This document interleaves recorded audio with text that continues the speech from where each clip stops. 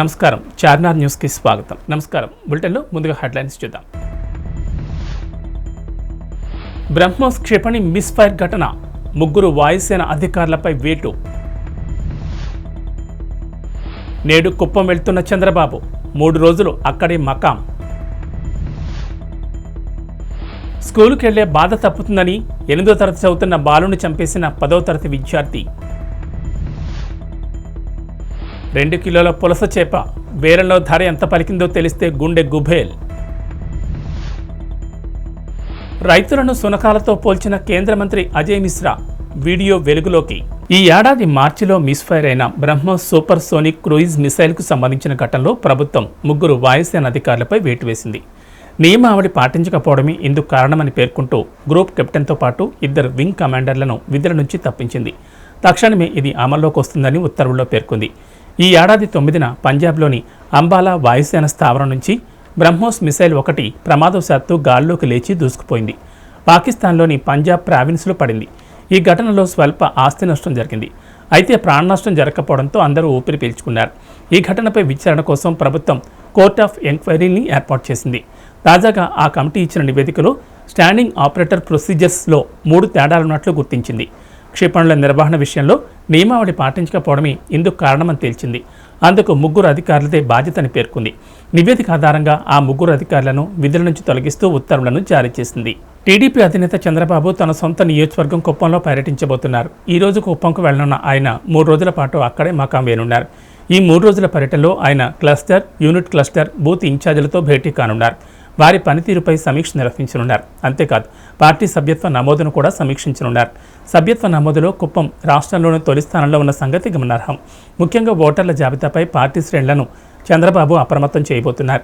అధికార పార్టీ నేతలు ఒకే వ్యక్తికి 2-3 చోట్ల ఓటు నమోదు చేయించే అవకాశం ఉందనే అనుమానాలతో పార్టీ నేతలు, కార్యకర్తలకు పలు సూచనలు చేయబోతున్నట్లు సమాచారం. కుప్పం పరిధిలో మొత్తం 11 క్లస్టర్లుండగా ప్రతి క్లస్టర్కు 45 నిమిషాల సమయాన్ని చంద్రబాబు కేటాయించనున్నారు. రేపు మధ్యాహ్నం ఆయన అన్ని క్లస్టర్లలోని 50 మంది ప్రధాన నేతలతో సమావేశాన్ని నిర్వహించనున్నారు. అలాగే కుప్పం పలమనేరు హైవే పక్కన నిర్మించిన టీడీపీ కార్యాలయాన్ని ప్రారంభిస్తారు. కుప్పం నియోజకవర్గంలోని కొందరు టీడీపీ నేతల తీరుపై ఫిర్యాదులు వచ్చాయి. వీరిపై పార్టీ కార్యకర్తలు కూడా అసంతృప్తితో ఉన్నారు. ఈ నేపథ్యంలో పరిస్థితిని చక్కదిద్దేందుకు చంద్రబాబు నేరుగా రంగంలోకి దిగారు. నియోజకవర్గ పరిస్థితిని వ్యక్తిగతంగా తానే పర్యవేక్షిస్తానని, ఇందులో భాగంగా ప్రతి 3 నెలలకు ఒకసారి వస్తానని చంద్రబాబు గతంలో చెప్పారు. చెప్పిన విధంగానే గత 8 నెలల్లో ఆయన కుప్పంకు వెళ్తుండడం ఇది 3వసారి కావడం గమనార్హం. పిల్లల ఆలోచనలు ఎంత వికృతంగా మారిపోతున్నాయో చెప్పేందుకు ఈ ఘటన అతిపెద్ద ఉదాహరణ. పాఠశాలకు వెళ్లడం ఇష్టం లేని విద్యార్థి బడి బాధను పూర్తిగా తప్పించుకునేందుకు ఒళ్ళు జలధరించే ప్లాన్ వేశాడు.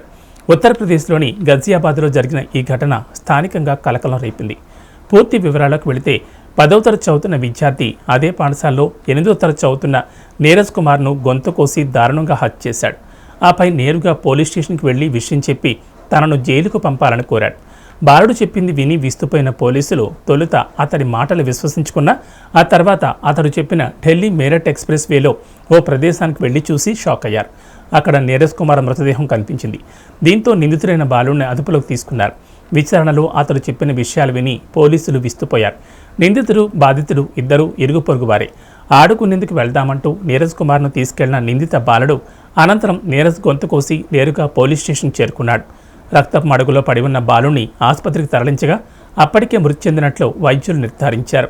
చదువుకోవడం తనకిష్టం లేదని విషయం చెప్పిన తల్లిదండ్రులు తనను బలవంతంగా బడికి పంపుతున్నారన్న బాలుడు హత్య చేసి జైలుకు వెళితే చదువుకోవాల్సిన పని ఉండదన్న ఉద్దేశంతోనే ఈ హత్య చేసినట్లు చెప్పడంతో పోలీసులు దిగ్భ్రాంతికి గురయ్యారు. కేసు నమోదు చేసుకున్న పోలీసులు దర్యాప్తు చేస్తున్నారు. గోదావరి నదికి ఎదురెదుతూ వెళ్లే పులస చేపల రుచి గురించి ప్రత్యేకంగా చెప్పనక్కర్లేదు. వాటి రుచిని ఒక్కసారి రుచి చూసిన వారు జీవితంలో మర్చిపోలేరు. అందుకే వాటికి అంత గిరాకీ. అంతేకాదు పుస్తెలమ్మైనా పులస తినాలని చెబుతారు. జాలర్ల వలలో ఒక్క చేప పడినా వారి పంట పండుతుంది.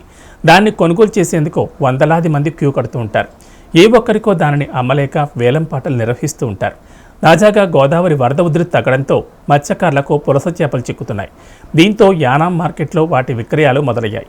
నిన్న ఇక్కడ 2 కిలోల పులస చేపకు వేలంపాట నిర్వహిస్తే కనీ విని ఎరుగని రీతిలో ఏకంగా 19,000కు నాటి పార్వతి అనే మహిళ ఈ చేపను దక్కించుకుని అనంతరం భైరవపాలానికి చెందిన వ్యక్తికి దానిని 20,000కు అమ్మేశారు.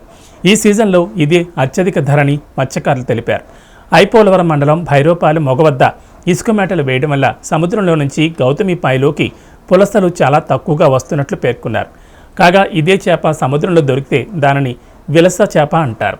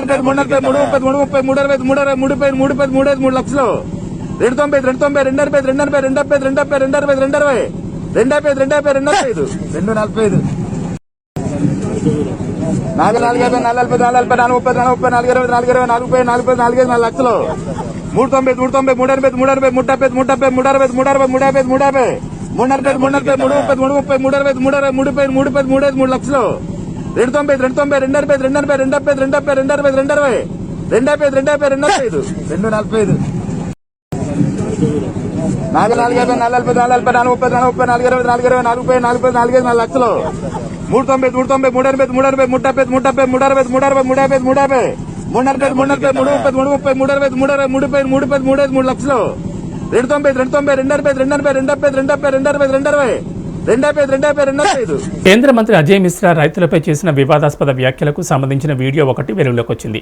అందులో ఆయన తన సహచరులతో మాట్లాడుతూ రైతులను సునకాలతో పోల్చారు. సంయుక్త కిసాన్ మోర్చా సారథి రాకేష్ టికాయత్తో లఖింపూర్లో ఆందోళన చేసిన రైతులను ఉద్దేశించి ఈ వ్యాఖ్యలు చేశారు. ఈ వీడియోలో ఆయన తన సహచరులతో మాట్లాడుతూ తాను కారులో వేగంగా వెళ్ళినప్పుడు సునకాలు అరవడమో వెంటపడ్డమో చేస్తాయని, అలా చేయడం వాటి అలవాటని అన్నారు. తమకు మాత్రం అలాంటి అలవాటు లేదన్నారు. కాబట్టి ఈ విషయం గురించి ఎక్కువగా మాట్లాడబోనన్నారు. ఈ అంశం తన ముందుకు వచ్చినప్పుడు సమాధానమిస్తానని, తన ధైర్యానికి మీ మద్దతే కారణమంటూ ఆయన వారితో చెప్పుకొచ్చారు. అలాగే రాకేష్ టికాయత్ గురించి మాట్లాడుతూ ఆయన గురించి తనకు తెలుసని, ఆయన ఒక బి గ్రేడ్ వ్యక్తి అని వ్యాఖ్యానించారు. ఎన్నికల్లో పోటీ చేసి 2 సార్లు ఓడిపోయిన అలాంటి వ్యక్తి వ్యాఖ్యలకు విలువన్నదన్నారు. అలాంటి వాడు అడిగే ప్రశ్నలకు తాను బదులివ్వనని తెగేసి చెప్పారు. కేంద్ర మంత్రి చేసిన ఈ వ్యాఖ్యలపై రాకేష్ టికాయత్ స్పందించారు. ఆయన కుమారుడు జైలుకు వెళ్లిన బాధలో ఉండడంతోనే ఆయన అలా మాట్లాడుంటారని అన్నారు. కాగా గత ఏడాది అక్టోబర్లో ఉత్తరప్రదేశ్లోని లఖింపూర్ ఖేరీలో ఆందోళన చేస్తున్న రైతులపైకి అజయ్ మిశ్రా కుమారుడు ఆశీష్ మిశ్రా కారు దూసుకెళ్లింది. ఈ ఘటనలో 4 రైతులు చనిపోగా అనంతరం జరిగిన హింసాత్మక ఘటనలో మరో 4 చనిపోయారు. ఈ కేసులో ఆశీష్ మిశ్రా అరెస్ట్ అయ్యారు. ప్రస్తుతం ఆయన బెయిల్పై ఉన్నారు. ఈ కేసు ప్రస్తుతం కోర్టు విచారణలో ఉంది. ऐसे भी हम लोग आराम जैसे बात करते हैं तो हम लोगों का ये होता है, कहीं अगर मान लीजिए हम लखनऊ जा रहे हैं, अब लखनऊ जा रहे हैं, हम गाड़ी से बैठ के जा रहे हैं, भाई तेज रफ्तार से गाड़ी जा रही है, हम गच्ची की तरफ बढ़ रहे हैं। अब सड़क पर कई बार होता है कि कुत्ते भौंका करते हैं, सड़क के नीचे भौंकते, कई बार कुत्ते गाड़ी के पीछे दौड़ने लगते हैं। तो अब वो उनका स्वभाव होता है, वो उसके लिए मैं कुछ नहीं कहूँगा, जिसका जो स्वभाव होता है उसके अनुरूप वो व्यवहार करता है। लेकिन हमारा लोगों का ऐसा स्वभाव नहीं है। जो चीज़ जब सामने आती है और सामने आने की जब हिम्मत जुटा पाएंगे तो निश्चित रूप से हर एक व्यक्ति को मैं पूरा जवाब देता हूँ। लेकिन आपके भरोसे से, आपके विश्वास से, आपने जो मुझे ताकत दी है, मुझे बहुत आत्मविश्वास आया है और मैं यही कहूँगा कि आप इसी तरह से हमको ताकत देते रहिए। दुनिया की कोई ताकत आपको निराश नहीं होने देगी, हताश नहीं होने देगी। आप सबकी ताकत के बल पर चाहे जितने राकेट टिकैत जितने आवे, मैं राकेट टिकैत को बहुत अच्छी तरह से जानता हूँ। 2 कौड़ी का आदमी है। इसका हम लोगों ने देखा है कि अपने 2 बार चुनाव लड़ा, 2 बार हमारा जंग हो गई। इस तरह का व्यक्ति किसी का विरोध करता है तो उसका कोई मतलब नहीं होता। इसलिए मैं ऐसे लोगों को कभी जवाब भी नहीं देता हूँ। इस तरह के लोगों का जवाब देने का कोई औचित्य नहीं होता है। लेकिन अब उनका इसी से उनकी राजनीति चलती है, इसी से उनकी रोजी रोटी चल रही है, तो वो अपना चलाए, समय आने पर जवाब दिया जाएगा। लेकिन मैं इतना जरूर कह सकता हूँ कि मैंने अपने जीवन में कभी कोई गलत काम नहीं किया। तो दुनिया की कोई भी ताकत, मैं सही के लिए लड़ रहा हूँ, गलत मैंने कोई किया नहीं है। आज तक एक नए पैसे की 100 में लोग कहते हैं चलो 1% गलती होगी, हमारी 0.011% भी कोई दिखा दे गलती, मैंने ऐसा जीवन में कभी नहीं किया है। और इसलिए मैं लड़ता हूँ बल से, और सत्य कभी हारता नहीं। आपकी ताकत जब साथ में हो तो सोने पर सुहागा होता है। बहुत लोग मुझसे पूछते रहते कि आप भैया जैसे कई पत्रकार ये अपने यहाँ भी है, बेवकूफ़ पत्रकार भी है जो इस तरह की बातें करते रहते हैं, तो इस तरह से वो उनका पत्रकारिता से कोई संबंध नहीं, लेकिन ऐसी उल्टी सीधी बातें करके भ्रम पैदा करने की कोशिशें करते हैं। मैं इतना ही कहना चाहूँगा कि जब इस तरह की बातें आती हैं तो हमसे जब भी वो पूछते हैं तो मैं कहता हूँ, मुझको तुम बरखा न समझो, मुझको तुम बरखा न समझो, आग का दरिया हूँ, ये तो मजबूरी है। బాలీవుడ్ ప్రముఖ నటుడు అమితాబ్ బచ్చన్ మళ్లీ కరోనా బారిన పడ్డారు. ఈ విషయాన్ని ఆయన గత రాత్రి ట్విట్టర్ ద్వారా స్వయంగా వెల్లడించారు. ఇటీవల తనను కలిసిన వారు కరోనా పరీక్షలు చేయించుకోవాలని సూచించారు. బిగ్ బీకి కరోనా సోకిన విషయం తెలిసిన వెంటనే ఆయన అభిమానులు, సినీ ప్రముఖులు స్పందించారు. త్వరగా కోలుకోవాలని ఆకాంక్షిస్తూ ట్వీట్లు చేస్తున్నారు. అమితాబ్ ప్రస్తుతం కౌన్ బనేగా కరోడ్పతి 14వ సీజన్ షూటింగ్లో ఉన్నారు. అలాగే కీలక పాత్రలో నటించిన బ్రహ్మాస్త్ర సినిమా త్వరలో విడుదల కానుంది. ఈ సినిమాలో రణబీర్ కపూర్, ఆలియా భట్, నాగార్జున, మౌని రాయ్ తదితరులు నటిస్తున్నారు. అలాగే గుడ్ బై ఊంచాయి సినిమాల్లోనూ నటిస్తున్నారు. రష్మిక మందన్నతో కలిసి మరో సినిమాలో కనిపించిపోతున్నారు. కరోనా బారిన పడిన అమితాబ్ ప్రస్తుతం ఆసుపత్రిలో చేరి చికిత్స తీసుకుంటున్నారు. అమితాబ్ కరోనా బారిన పడడం ఇది రెండవసారి. 2 ఏళ్ల క్రితం కరోనా సోకినప్పుడు ఆయన ఆసుపత్రిలో చేరి చికిత్స తీసుకుని కోలుకున్నారు. అలాగే ఆయన కుమారుడు అభిషేక్ బచ్చన్, కోడలు ఐశ్వర్యరాయ్, మనవరాలు ఆరాధ్య కూడా కోవిడ్ బారిన పడి కోలుకున్నారు. కేఎల్ రాహుల్ నాయకత్వంలోని భారత్ జట్టు జింబాబ్వేపై 3-0 తేడాతో వన్డే సిరీస్ గెలిచిన సంగతి తెలిసిందే. ఈ నేపథ్యంలో ఐసీసీ వన్డే ర్యాంకింగ్స్లో తన 3వ స్థానాన్ని భారత్ పదిలం చేసుకుంది. జింబాబ్వేతో సిరీస్కు ముందు టీమిండియా ఖాతాలో 108 రేటింగ్ పాయింట్లుండగా సిరీస్ ముగిసిన అనంతరం మరో 3 పాయింట్లు పెరిగి ప్రస్తుతం జట్టు ఖాతాలో 111 రేటింగ్ పాయింట్లున్నాయి. ఐసీసీ తాజాగా విడుదల చేసిన వన్డే ర్యాంకింగ్స్లో 124 రేటింగ్ పాయింట్లతో న్యూజిలాండ్ అగ్రస్థానంలో ఉంది. ఇంగ్లాండ్ 119 జట్టు 2వ స్థానంలో నిలిచింది. పాకిస్తాన్ జట్టు 107 రేటింగ్ పాయింట్లతో 4వ స్థానంలో ఉంది. తెలంగాణ అసెంబ్లీ ఎన్నికలకు సమయం ఆసన్నమవుతున్న వేళ బీజేపీ తెలంగాణ అధ్యక్షుడు బండి సంజయ్ పంజా సంగ్రామ యాత్ర పేరిట రాష్ట్రంలో పాదయాత్ర చేస్తున్న సంగతి తెలిసిందే. ఇప్పటికే 2 విడతలుగా సాగిన ఈ యాత్ర ప్రస్తుతం 3వ దశలో కొనసాగుతోంది. అయితే ఢిల్లీ లిక్కర్ స్కామ్లో కేసీఆర్ కుటుంబ సభ్యుల హస్తముందన్న కోణంలో ఆరోపణలతో రాష్ట్రంలో ఒక్కసారిగా పరిస్థితులు ఉద్రిక్తంగా మారిపోయాయి. మంగళవారం యాత్రలో ఉన్న బండి సంజయ్ను పోలీసులు అరెస్ట్ చేశారు. ఈ క్రమంలో బీజేపీ ప్రతినిధి బృందం మంగళవారం సాయంత్రం రాష్ట్ర గవర్నర్ తమిళిసై సౌందరరాజన్ కలిశారు. ఈ సందర్భంగా బండి సంజయ్ పాదయాత్రకు అనుమతి ఇవ్వడంతో పాటుగా యాత్రకు తగిన భద్రత కల్పించేలా రాష్ట్ర డీజీపీని ఆదేశించాలని ఆ బృందం గవర్నర్ను కోరింది. గవర్నర్ను కలిసిన బీజేపీ బృందంలో ఇటీవలే ఆ పార్టీలో చేరిన కొండా విశ్వేశ్వరరెడ్డి, కోమటిరెడ్డి రాజగోపాల్ రెడ్డితో పాటు BJP MP Laxman, MLA Raghunandan Rao, DK అరుణ, విజయశాంతి, వివేక్ వెంకటస్వామి, మాజీ ఎమ్మెల్సీ రామచంద్రరావు తదితరులు ఉన్నారు. వివిధ కారణాలతో గత కొన్ని రోజులుగా టాలీవుడ్లో షూటింగ్లు నిలిచిపోవడం సంగతి తెలిసింది. షూటింగ్ల బంద్కు పలు సినీ సంఘాల మద్దతు ఉంది. కాగా చిత్ర పరిశ్రమలో మళ్లీ షూటింగ్లు ప్రారంభం కానున్నాయి. దీనిపై ప్రముఖ నిర్మాత దిల్ రాజు స్పందించారు. సెప్టెంబర్ 1 నుంచి పూర్తి స్థాయిలో చిత్రీకరణలు షురూ అవుతాయని వెల్లడించారు. షూటింగ్లు మళ్లీ ప్రారంభం కావడంపై ప్రొడ్యూసర్స్ గిల్డ్ కీలక నిర్ణయం తీసుకుందని తెలిపారు. గత 23 రోజులుగా సినీ రంగ సమస్యలపై చర్చించినట్లు వివరించారు. ఆగస్టు 30న తుది నిర్ణయంపై ప్రకటన ఉంటుందని అన్నారు. ఇకపై అన్ని సినిమాలకు ఒకే టికెట్ ధరలుంటాయని, పెద్ద సినిమాలకు టికెట్ రేట్లు పెంచుకునే వెసులుబాటు కల్పిస్తున్నామని దిల్ రాజు చెప్పారు. నిర్మాతలు, ఎగ్జిబిటర్లకు వీపీఎఫ్ సమస్యలు పరిష్కారమయ్యాయని తెలిపారు. సీనియర్ నిర్మాత సి కళ్యాణ్ మాట్లాడుతూ విదేశాల్లో చిత్రీకరణలు జరుపుకుంటున్న చిత్రాలు ఆగస్టు 25 నుంచి షూటింగ్లు జరుపుకోవచ్చని తెలిపారు. అత్యవసరమైతే ఫిలిం ఛాంబర్ అనుమతితో ఆగస్టు 25 నుంచి చిత్రీకరణలు జరుపుకునే అవకాశం కల్పిస్తున్నట్లు వెల్లడించారు. చిరంజీవి పుట్టినరోజున పవన్ కళ్యాణ్ తన సొంత అజెండాతో అన్నయ్యను అవమానించాడని ఏపీ మంత్రి దాడిశెట్టి రాజా విమర్శించారు. పవన్కు పరిటాల రవి గుండు కొట్టించినప్పుడే చిరంజీవికి పెద్ద అవమానం జరిగిందని అన్నారు. చిరంజీవిని అవమానించారని పవన్ కళ్యాణ్ మాట్లాడుతున్నాడని, భీమవరం సభలో ఏం జరిగిందనడానికి తానే ప్రత్యక్ష సాక్షినని మంత్రి రాజా తెలిపారు. భీమవరం సభలో సీఎం జగన్, చిరంజీవుల మధ్య ఆత్మీయతను చూశానని, వాళ్ళిద్దరూ సొంత అన్నదమ్ముల్లా ఉంటారని వివరించారు. కానిస్టేబుల్ కొడుకునని చెప్పుకునే పవన్ కళ్యాణ్ ఏనాడైనా చిరంజీవి తమ్ముడని చెప్పుకున్నాడా అని నిలదీశారు. పవన్, నారా, నాదెండ్ల వంటి వారు మరో 300 మంది వచ్చినా సీఎం జగన్ ఏమీ చేయలేరని మంత్రి దాడిశెట్టి రాజా పేర్కొన్నారు. నారా, నాదెండ్ల ఇద్దరూ పవన్ అనే శిఖండిని కలుపుకొని సీఎం జగన్పై కుట్రలు పన్నుతున్నారని విమర్శించారు. 175 అసెంబ్లీ స్థానాల్లో పోటీ చేస్తాననే ధైర్యం పవన్కుందా అని మంత్రి ప్రశ్నించారు. ఈరోజు చిరంజీవి గారికి అవమానం జరిగింది అని చెప్పేసి మాట్లాడుతున్నాను. చిరంజీవి గారికి నిజమైన అవమానం ఎప్పుడు జరిగిందో నేను చెప్పనా? పవన్ కళ్యాణ్, పరిటాల రవి నీకు గుండె కొట్టించినప్పుడు చిరంజీవి గారు చంద్రబాబు నాయుడు కళ్ళడానికి వస్తే అధికార మదంతో చంద్రబాబు నాయుడు, పరిటాల రవి కలిసి చేసిన అవమానం చిరంజీవి గారి జీవితంలోనే పెద్ద అవమానం. నీ గుండె ఎపిసోడ్లో అప్పుడు జరిగింది చిరంజీవి గారికి అవమానం ఆయన జీవితంలో. ఇంకెప్పుడు కూడా ఆంధ్ర రాష్ట్ర ప్రజల ఆరాధ్య జయం చిరంజీవి గారిని ఎవరో ఏ రకమైన అవమానాలు చేయలేదు. మొన్న పుట్టినరోజు పూట మళ్ళీ నువ్వు చేసావు అవమానం ఆయన్ని నీ సొంత ఎజెండాతో. 175కి 175 కాన్స్టిట్యున్సీలు పోటీ చేసి దమ్ము నీకేమన్నా ఉందా? లేకపోతే 25కి 25 ఎంపీలు పోటీ చేసే దమ్ము నీకేమన్నా ఉందా? నీకు ఆ దమ్ము లేదు. నేను ఖచ్చితంగా చెప్పగలను. చంద్రబాబు నాయుడు చెప్తే కానీ నీ సీట్లు నువ్వు ఎన్ని పోటీ చేస్తావో కూడా కనీసం నువ్వు చెప్పలేని పరిస్థితి నీది. అలాంటి నువ్వు వైఎస్ఆర్ కాంగ్రెస్ పార్టీ విముక్త ఆంధ్రప్రదేశ్ కావాలంటావు. ఈ రాష్ట్ర ప్రజలు ఏమని కోరుకుంటున్నారో తెలుసా? పవన్ కళ్యాణ్ విముక్త ఆంధ్రప్రదేశ్ కావాలని చెప్పేసి ఈ రాష్ట్ర ప్రజలు కోరుకుంటున్నారు. ఎందుకు కోరుకుంటున్నారో తెలుసా? ఎందుకంటే నీ ఎజెండా వాళ్ళకి అర్థమైంది కాబట్టి.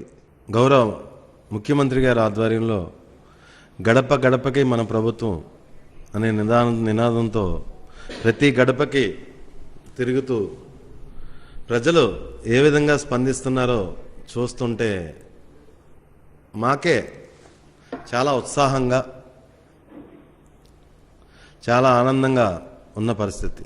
₹1 అవినీతి లేకుండా సంక్షేమ పథకాలు పేద ప్రజలందరికీ కూడా ఈ రాష్ట్రంలో అర్హత ఉన్న ప్రతి లబ్ధిదారుడికి, అర్హత ఉన్న ప్రతి పేదవాడికి సంక్షేమ పథకాలు అయితేనే, ఆరోగ్య పథకాలు అయితేనే, విద్యా పథకాలు అయితేనే. నల్గొండ జిల్లా మునుగోడు అసెంబ్లీ నియోజకవర్గానికి త్వరలో ఉప ఎన్నిక జరగనుండగా 2018 ఎన్నికల్లో ఆ సీట్ను దక్కించుకున్న కాంగ్రెస్ పార్టీ ఉప ఎన్నికల్లో తన సీట్ను కాపాడుకునే దిశగా వ్యూహాలు రచిస్తోంది. 2018 ఎన్నికల్లో కాంగ్రెస్ పార్టీ అభ్యర్థిగా బరిలోకి దిగి ఎమ్మెల్యేగా విజయం సాధించిన కోమటిరెడ్డి రాజగోపాల్ రెడ్డి ఇటీవలే కాంగ్రెస్ పార్టీకి ఎమ్మెల్యే పదవికి రాజీనామా చేసిన సంగతి తెలిసిందే. ఇటీవలే బీజేపీలో చేరిన కోమటిరెడ్డి ఆ పార్టీ తరపున ఉప ఎన్నికల బరిలో దిగనున్నారు. ఇక ఉప ఎన్నికల్లో కాంగ్రెస్ పార్టీ అభ్యర్థి ఎవరన్న దానిపై ఇంకా స్పష్టత రాలేదు. మరోవైపు పార్టీ స్టార్ క్యాంపెయినర్గా ఉన్న భువనగిరి ఎంపీ కోమటిరెడ్డి వెంకటరెడ్డి తాను మునుగోడు ప్రచారానికి హాజరయ్యేది లేదని తేల్చి చెప్పేశారు. ఈ నేపథ్యంలో ఇటీవలే దక్షిణాది రాష్ట్రాల కాంగ్రెస్ పార్టీ శాఖల ఇన్ఛార్జిగా పదవి బాధ్యతలు చేపట్టిన ప్రియాంక గాంధీ వాద్రా మంగళవారం ఢిల్లీలో టీపీసీసీ కీలక నేతలతో భేటీ అయ్యారు. ఈ భేటీలో టీపీసీసీ అధ్యక్షుడు రేవంత్ రెడ్డి, రాష్ట్ర వ్యవహారాల ఇన్ఛార్జ్ మాణిక్యం ఠాగూర్, నల్గొండ ఎంపీ ఉత్తమ్ కుమార్ రెడ్డి, సీఎల్పీ నేత మల్లు భట్టి విక్రమార్క, మాజీ డిప్యూటీ సీఎం దామోదర్ రాజనరసింహ, మాజీ ఎంపీ మధు యాష్కి గౌడ్, పార్టీ సీనియర్లు జీవన్ రెడ్డి, శ్రీధర్ బాబు తదితరులు పాల్గొన్నారు. ఈ సందర్భంగా మునుగోడులో రాజకీయ పరిస్థితులు, పార్టీ బలం తదితరాలపై నేతలు ప్రియాంకకు వివరించినట్లు సమాచారం. ఇటీవల కాలంలో చైనా అంతరిక్ష పరిశోధనలు ముమ్మరం చేసింది. అంగారకుడు, ఆస్టరాయిడ్లు, సుదూర గ్రహాల సంగతులు తెలుసుకునేందుకు అనేక యాత్రలకు రూపకల్పన చేస్తోంది. తాజాగా సూర్యుడు గుట్టుమట్లు విప్పి చెప్పేందుకు ఒక బృహత్ కార్యక్రమం చేపట్టింది. అందుకోసం టిబెట్ పీఠభూమిలో రేడియో టెలిస్కోపుల వలయాన్ని ఏర్పాటు చేస్తోంది. ఇది ప్రపంచంలోని అతిపెద్ద సర్క్యులర్ రేడియో టెలిస్కోప్. దీని పేరు దావోచింగ్ సోలార్ రేడియో టెలిస్కోప్.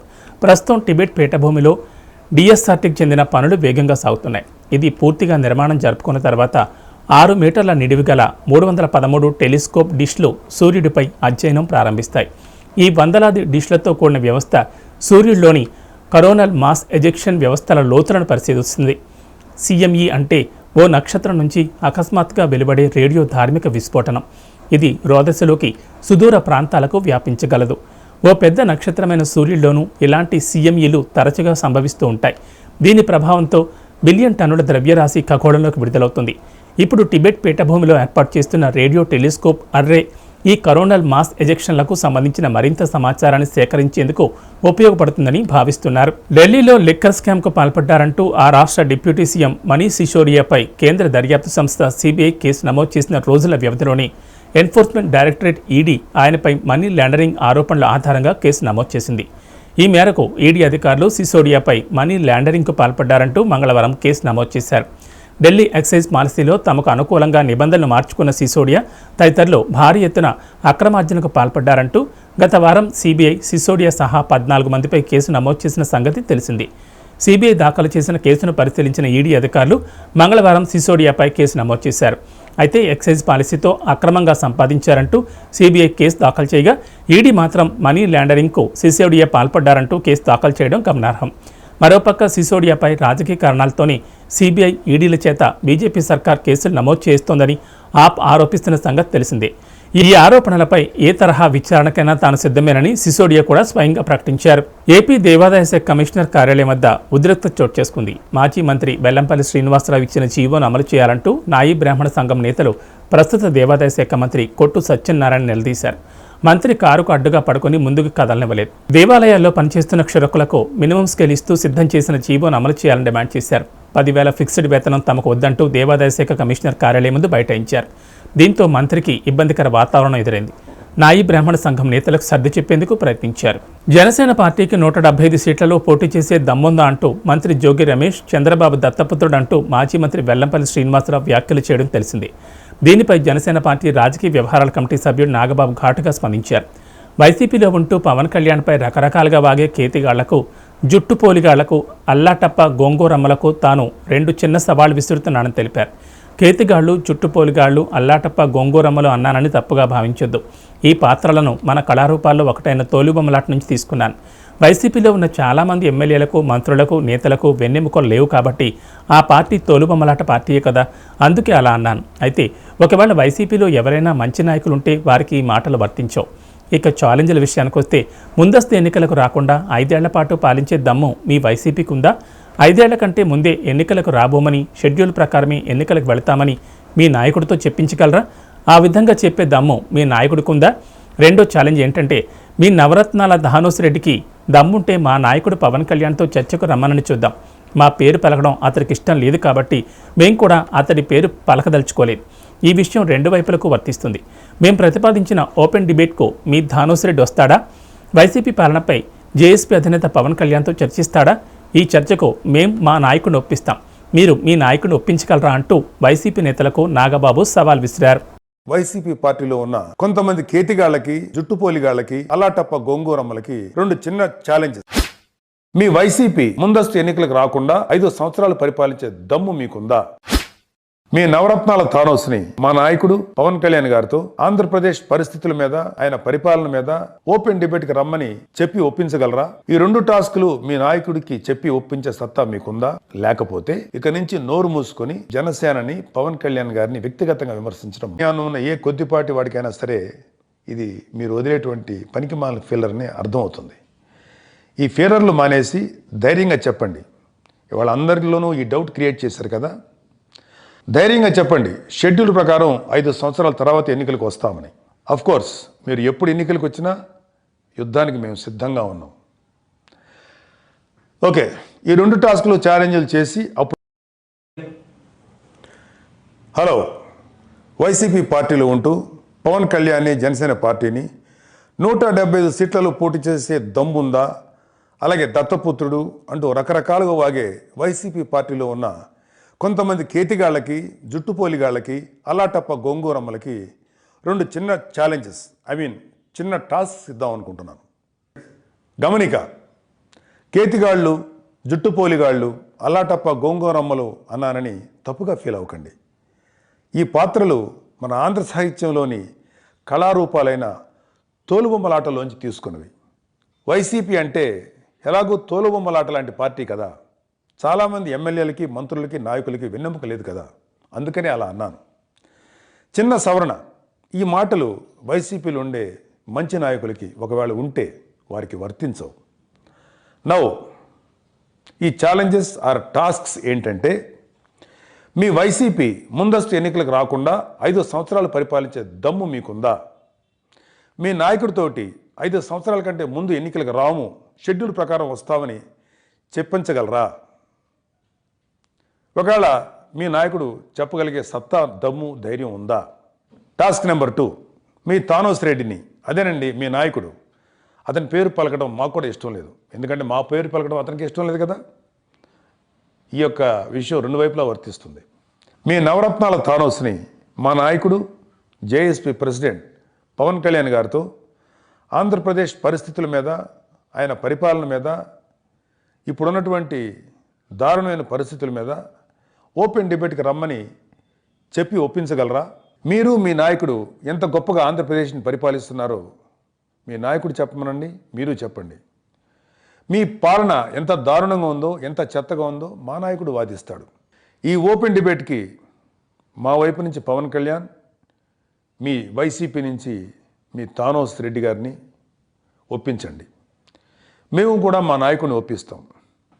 99 టీవీ ఆఖరికి మీ సాక్షితో పాటు మొత్తం ప్రింట్ మీడియా సమక్షంలో, అలాగే కొంతమంది మేధావులైనటువంటి న్యూట్రల్ జడ్జెస్ సమక్షంలో, అలాగే ఇంకొంతమంది చూస్తున్న ప్రజలు, అక్కడ ప్రత్యేకంగా పాల్గొనబోయే ప్రజల సమక్షంలో ఈ డిబేట్ పెట్టుకుందాం.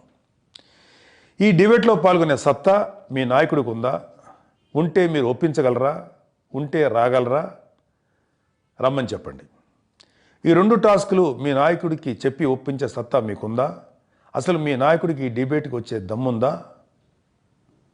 మీ నాయకుడిని ఒప్పించే సత్తా మీకుందా? లేకపోతే మీలో ఉన్న కేతిగాళ్ళందరూ, జుట్టుపోలిగాళ్ళందరూ, అల్లాటప్ప గోంగూరమ్మలు ఇక నుంచి నోరు మూసుకొని జనసేనని, పవన్ కళ్యాణ్ గారిని వ్యక్తిగతంగా విమర్శించడం మానండి. క్యారెక్టర్ అసాసినేట్ చేసే పిచ్చి మాటలు మాట్లాడకండి. ఆయన చేసే మంచి పనులు వక్రీకరిస్తూ పిచ్చి కూతలు కూయకండి. రైతు భరోసా, జనవాణి లాంటి మంచి కార్యక్రమాలు, ప్రజలకు ఉపయోగపడేటువంటి ఈ కార్యక్రమాలను అర్థం చేసుకోకుండా పిచ్చగా విమర్శించకండి. మీరు దయచేసి నోరు అన్నీ మూసుకుని కూర్చుంటే మంచిది. No problem. మీ నాయకుడి నాయకత్వంలో మీరు బానిసల్లా బతకండి. మీ వ్యక్తిత్వం చచ్చిపోయినా మాకేం అబ్జెక్షన్ లేదు. మీ బానిసత్వానికి మేము అడ్డురాం. గమనిక, మా ప్రెసిడెంట్ కానీ, మాలాంటి కొంతమంది వ్యక్తులు కానీ, అలాగే మా పార్టీలో ఉండే చాలామంది నాయకులు కానీ, మీ నాయకుడిని కానీ, మిమ్మల్ని కానీ, మీ జీవితాల్లో జరిగే వ్యక్తిగతమైనటువంటి సంఘటనల గురించి మేము మాట్లాడం. అది మా సంస్కారం. ఒక చిన్న ఫినిషింగ్ టచ్. మీకు ధైర్యం ఉంటే 5 సంవత్సరాల తర్వాత ఎన్నికలకు వస్తాం అని ధీమాగా చెప్పండి. అలాగే మీకు దమ్ముంటే మీ నాయకుడిని ఈ డిబేట్కి ఒప్పించండి. అంతేకాని మీడియాలో ముందస్తు ఎన్నికలకు వస్తున్నాం అనే పిచ్చి ఫీలర్లు వదలకండి. రాజకీయ పరిజ్ఞానం ఉన్న ఏ కొద్దిపాటి వాడికైనా సరే ఇది మీరు వదిలేటువంటి పనికిమాలిన ఫీలర్ని అర్థమవుతుంది. ఈ ఫీలర్లు మానేసి ధైర్యంగా చెప్పండి. వాళ్ళందరిలోనూ ఈ డౌట్ క్రియేట్ చేశారు కదా, ధైర్యంగా చెప్పండి. షెడ్యూల్ ప్రకారం 5 సంవత్సరాల తర్వాత ఎన్నికలకు వస్తామని. కోర్స్ మీరు ఎప్పుడు ఎన్నికలకు వచ్చినా యుద్ధానికి మేము సిద్ధంగా ఉన్నాం. ఓకే, ఈ 2 టాస్కులు ఛాలెంజ్లు చేసి అప్పుడు అడగండి, 170 సీట్లకు పోటీ చేయాలా, మేము అలయన్స్లో ఉండాలా వద్దా అనేది. ఏబీ బులెటిన్ విశేషాలు. నమస్కారం.